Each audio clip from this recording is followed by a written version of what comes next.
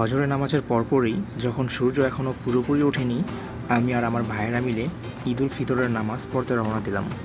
ঈদের মাঠে প্রবেশ করতেই নজরে পড়ল এক বৃদ্ধ বাবাকে, যিনি বৃদ্ধ হয়ে গেছেন।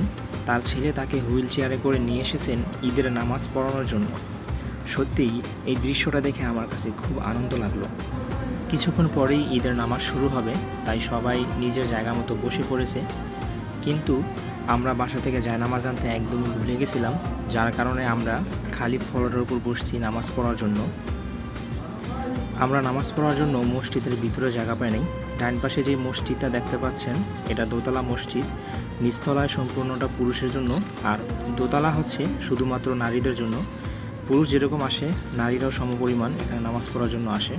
তো নামাজ শেষ করে এখন সবাই বাসার উদ্দেশ্যে রওনা করলাম।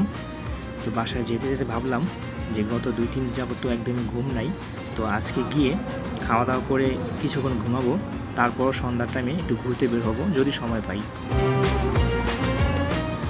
নামাজ পড়তে যাওয়ার সময় আকাশে রাতের অন্ধকার ছিল, আর ফেরার পথে দেখলাম পাহাড়ের নিচ থেকে সূর্যটা পুরো আলো ছড়িয়ে মাথা তুলছে।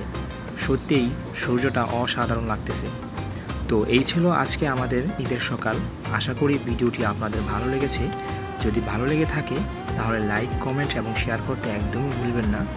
আপনাদের সবাইকে প্রবাস থেকে জানাচ্ছি ঈদ মোবারক। আল্লাহ হাফেজ।